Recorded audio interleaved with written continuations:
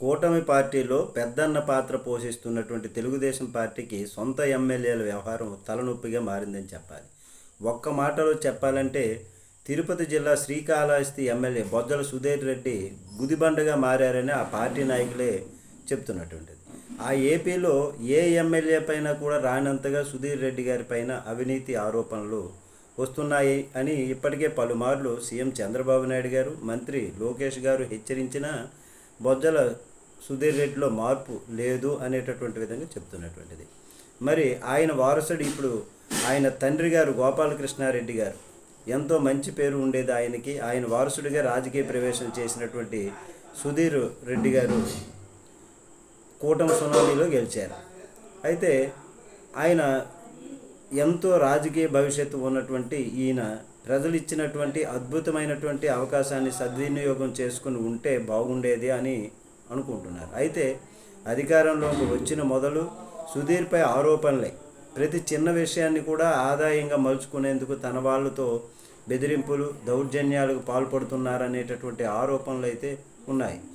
ఇప్పుడు ఇనుపు తుక్కు వ్యాపారస్తుడిని బొజ్జల సుధీర్ రెడ్డి అనుచరులు వేధించిన తీరును బాధితుడు మీడియా సమావేశంలో వివరించిన సంగతి తెలిసిందే. ఇటీవల అసెంబ్లీ వేదికగా ఒక సిఐ బదిలీ కోసం ప్రభుత్వాన్ని ఎన్నిసార్లు వేడుకున్నా పట్టించుకోలేదని, లెటర్ హెడ్లు కూడా అయిపోయాయంటూ ఘాటు విమర్శలు చేసినటువంటి దీని వెనుక బొజ్జల అవినీతి ఉందనేటటువంటి ఉద్దేశం ఉంది సర్వత్రా అనేటటువంటి విధంగా ఇప్పుడు తోస్తుంది. అయితే శ్రీకాళహస్తి నియోజకవర్గం మాజీ ఎమ్మెల్యే టీడీపీ సీనియర్ నాయకుడు ఎస్సీవి నాయుడు కొన్ని నెలల క్రితం మీడియాతో మాట్లాడి మాజీ ఎమ్మెల్యే బియ్యపు మధుసూదన్ రెడ్డి తమ ఎమ్మెల్యే సుధీర్ రెడ్డి కంటే 1000 రెట్లు మేలని ప్రజలు అనుకుంటున్నట్టు చెప్పారు. ఆయన బొజ్జల సుధీర్ రెడ్డి అవినీతిపై 100 పేజీలు నివేదికను చంద్రబాబు గారికి, మంత్రి నారా లోకేష్ గారికి ఇచ్చినట్టు ఆయన తెలిపారు. తాజాగా మరోసారి సుధీర్ రెడ్డి గారు పేరు వివాదాస్పదమైంది. శ్రీకాళహస్తి జనసేన మాజీ ఇన్ఛార్జ్ కోట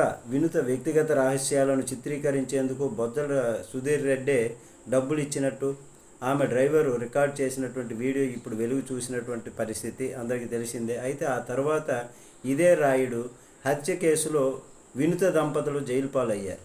ఇలా ప్రతి సందర్భంలోనూ కూడా ఈయన వ్యవహారాలు వివాదాస్పదం అవుతూనే ఉన్నాయి. బొజ్జల సుధీర్ తీరు కేవలం శ్రీకాళహస్తి నియోజకవర్గం వరకే రాజకీయ నష్టం పరిమితం అయితే అర్థం చేసుకోవచ్చు. కానీ ఆయన వ్యవహారం రాష్ట్ర వ్యాప్తంగా నష్టం తెచ్చేలా ఉంది. ఇప్పుడు అదే టీడీపీని ఆందోళనకు గురి చేస్తుంది. నమస్తే.